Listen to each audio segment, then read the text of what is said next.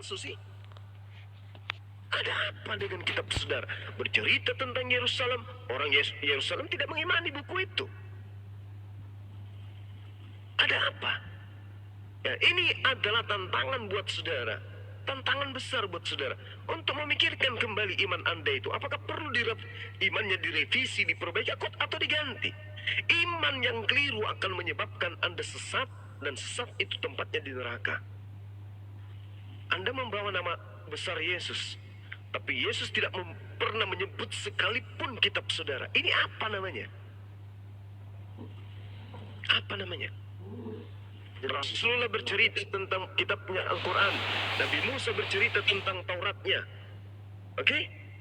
Tetapi sangat disayangkan, Yesus tidak pernah bercerita tentang kitab Lukas, kitab Markus, kitab Yohanes, apalagi surah-surah Paulus. Kalau Anda menggunakan logika sederhana saja, kitab Anda itu cacat, karena tidak sampai kepada sumber. Demikian. Ini mau begini ya, sebentar bang ya. Ini salah apa tadi ya? Abang harus perhatikan ya. Ajaran Yesus Kristus itu bukan masalah, tidak ada disuruh murid-murid Yesus membukukan. Cuman di sini Yesus itu kan bertindak. Para murid Yesus melihat atau meraba atau melihat, tahu lah kan gitu. Jadi murid Yesus ini punya berkarya lah orang ini kan gitu, seperti itulah. Ada ide kedepannya bagaimana, ini penting, ini momentum, dan ini harus disebarkan melalui apa, tulisan kan gitu.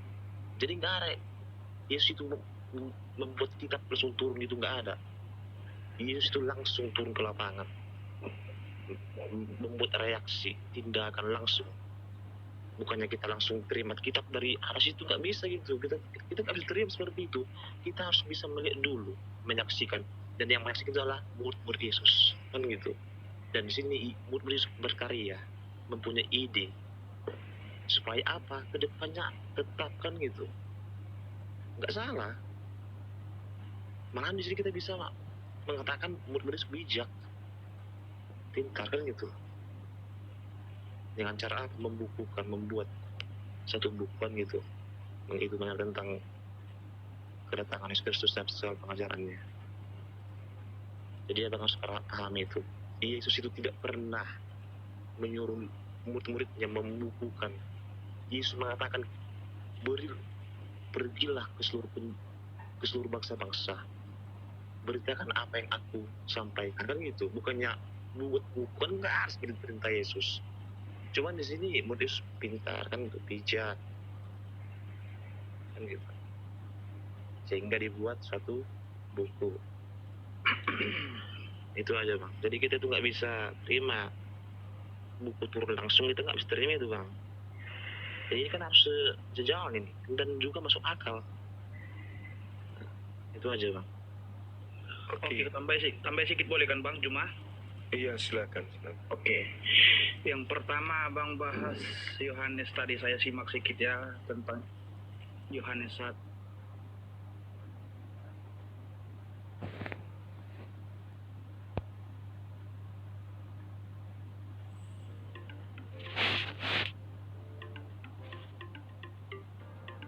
Belum ada Tuhan dilahirkan.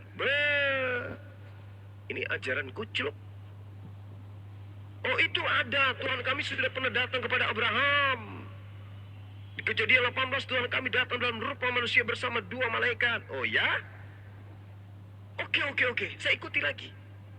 Tapi sebelum Tuhan datang dalam rupa manusia kepada Abraham, alam semesta lebih dulu ada daripada Abraham. Oh iya kah? Iya. Oh enggak Bang Suma. Pada saat Adam dicipta di Gan Eden, Tuhan kami ada di sana. Datang dalam rupa manusia.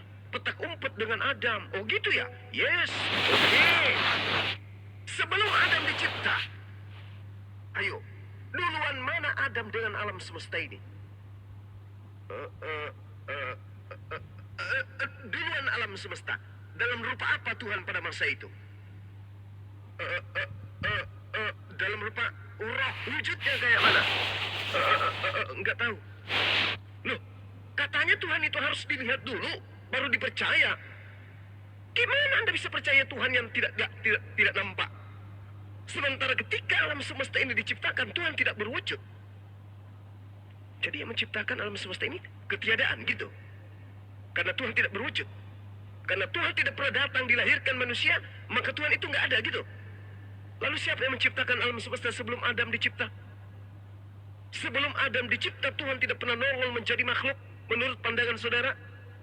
Apakah alam semesta ini diciptakan oleh ketiadaan? Karena Tuhan tidak pernah muncul, dilahirkan. Hah? Seperti itu. Itu adalah konsep paganisme. Anda memandang Tuhan itu seperti manusia. Terlalu picik Anda. Anda menganggap Tuhan itu makhluk kecil.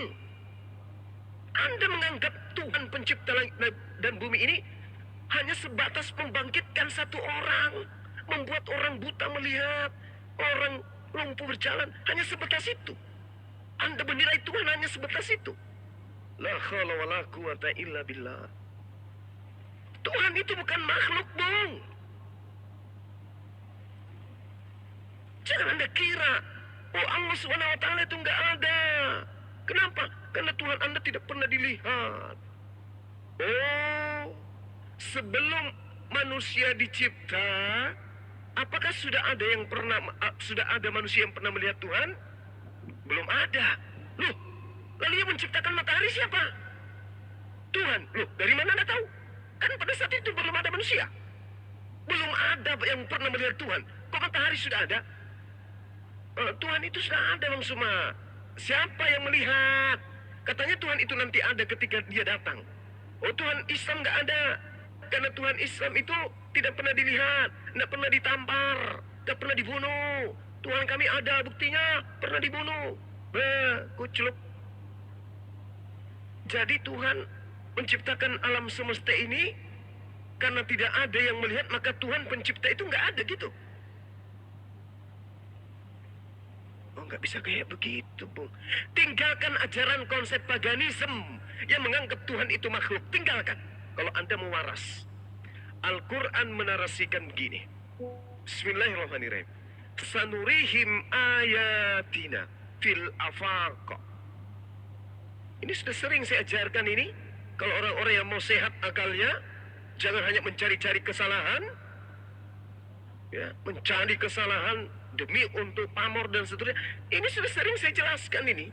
Kami Tuhan akan memperlihatkan kami kepada mereka melalui tanda-tanda kebesaran kami di segenap penjuru alam semesta. Ini Tuhan kami, Bung. Tuhan kami mengatakan, aku akan memperlihatkan keberadaanku dari tanda-tanda kebesaran kami di segenap penjuru. Siapa yang menciptakan hujan? Siapa yang menciptakan matahari? Siapa yang menciptakan siang dan malam? Siapa yang menciptakan ikan di laut? Siapa yang mengatur kehidupan di alam semesta raya ini? Sementara alam semesta bukan hanya bumi, ada Pluto, ada miliaran planet lain. Siapa yang mengatur itu? Yesus. Hah? Yesus. Ini kata Tuhan. Wa bi anfusihim, dan kami memperlihatkan keberadaan kami pada tubuh mereka. Coba, Yesus kira-kira yang menahan bertumbuhnya gigi saudara? Yesus yang menahan.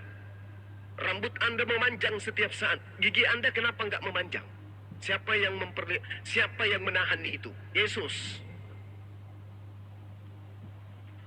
Rusuk Anda tidak bertumbuh layaknya kuku. Siapa yang menahan rusuk Anda supaya tidak bertumbuh? Sementara setiap hari Anda makan. Kenapa yang tumbuh cuma kuku? Kenapa gigi nggak tumbuh? Kenapa hidung Anda nggak memanjang? Kenapa jari-jari Anda tidak memanjang? Karena Anda makan. Siapa yang mengatur itu? Allah Subhanahu wa ta'ala. Sunurihim ayatina fi ampusihim. Keberadaan kami bagi orang-orang yang berpikir dapat mereka ketahui pada diri-diri mereka. Siapa yang mengatur jantung Anda ketika Anda tidur lelap? Mama Anda, Bapak Anda, itu.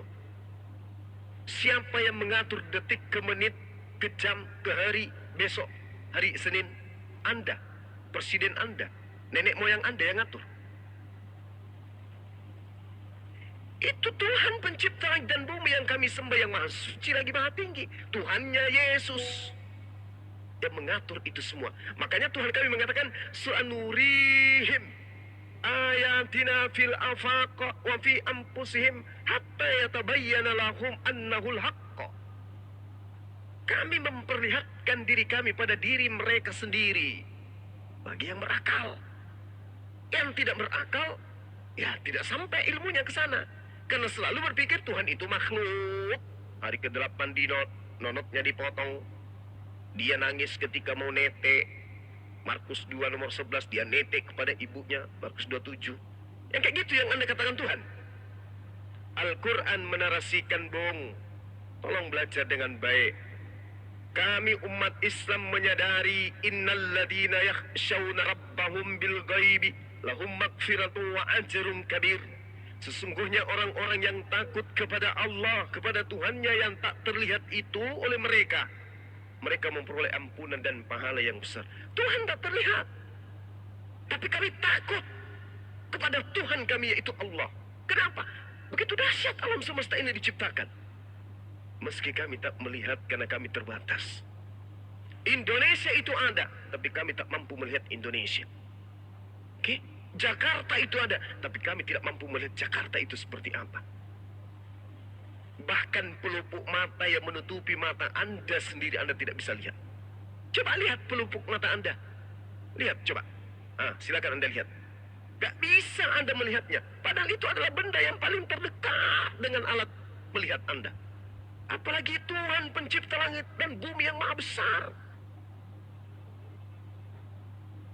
Introducing All-Day Perfect Serum Foundation, the new innovation from Skintific to elevate your skin in 10 shades.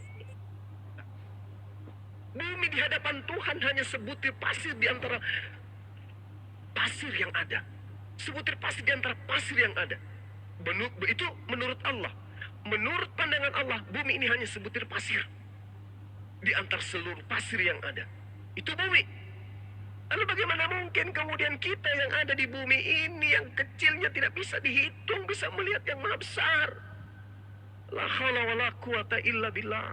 Kitabnya orang Yahudi mengatakan, benarkah Allah akan tinggal mendiam di atas bumi bersama dengan manusia? Sesungguhnya langit, bahkan langit yang menaungi seluruh langit pun tidak dapat memuat Allah. Apalagi rumah ini, apalagi rahimnya Maria, apalagi kandang binatang. Subhanallah. Al-Quran menarasikan dengan sangat terinci tentang apa yang diterangkan terkait Allah. Innama tunziru man ittama'a dzikra wa khasyar rahmana bil ghaib wa basyir bi magfiratin wa ajrin karim. Sesungguhnya engkau hanya memberi peringatan kepada orang-orang yang mau mengikuti peringatan. Dan orang-orang yang takut kepada Tuhannya yang maha pengasih. Walaupun mereka tidak dapat melihat Tuhannya. Maka berilah mereka kabar gembira dengan ampunan dan pahala yang mulia. Yahudi nggak dapat melihat Tuhannya. Makanya ketika orang Kristen datang, cuk, inilah Tuhan kita. Mana? Yesus. Ditampar pakai sendal. Dilahin sama orang Yahudi. Kenapa? Tuhan bagi kami Yahudi dan Islam itu bukan makhluk. Sementara Kristen persis dengan agama paganisme. Tuhannya makhluk. Buat saudara terkait dengan sedikit lagi. 1 Timotius 1 nomor 17. Hormat dan kemuliaan sampai selama-lamanya bagi Raja segala zaman, Allah yang maha kekal, yang tak terlihat, yang tak nampak, yang esa. Amin. Itu Tuhan yang benar itu. Dalam kitab saudara pun dijelaskan. Yang menuliskan ini siapa? Paulus, ahli Taurat. 1 Timotius 6 nomor 16. Dialah satu-satunya yang tidak takluk kepada kematian. Yesus takluk, dia mati. Bersemayam dalam terang yang tak terhampiri. Yesus bukan hanya terhampiri, Yesus malah dibunuh oleh tentara Romawi. Seorang pun tidak pernah melihat dia. Jangankan seorang melihat, Yesus dibunuh, dipantai malah dia. Memang manusia tidak dapat melihat dia. Baginya lah hormat dan kuasa yang kekal. Amin. Ini siapa? Yesus? Bukan. Yang diceritakan oleh Paulus ini adalah Tuhannya Yesus. Yang maha suci, yang tak terhampiri, yang tidak takluk kepada maut. Dan tidak ada seorang pun yang pernah melihat dia. Yohanes 5 nomor 37 7, Bapa yang mengutus aku, kau tidak pernah melihatnya dan tidak pernah mendengar suaranya. Jadi kalau Anda bertanya tentang Allah Subhanahu wa taala, Anda ditertawakan oleh umat Islam. Anda seakan-akan, mana Tuhan yang umat Islam? Kami tidak pernah lihat. Hai, emang lu pikir Tuhan itu makhluk? Ya, sadari itu teman. Kalau Anda sudah menyadari konsep Tuhan, sebenarnya Anda malu untuk berbicara tentang Tuhan di hadapan umat Islam. Karena Tuhan Anda hanyalah makhluk kecil. Makhluk yang hina, yang hanya diberi perantara, diberi apa? Di dalam Al-Quran. Diberi nikmat kenabian. Ya, itu yang perlu saudara pahami. Saya kira jelas dari saya, bahwa saya ketika Anda berbicara tentang Allah Subhanahu wa taala, Allah Subhanahu wa taala itu bukan makhluk. Dia adalah Sang Khalik yang tidak bisa digambarkan seperti apa wujudnya. Allah menerangkan laisa kamitslihi syai'. Allah pencipta langit dan bumi itu tidak serupa dengan apapun.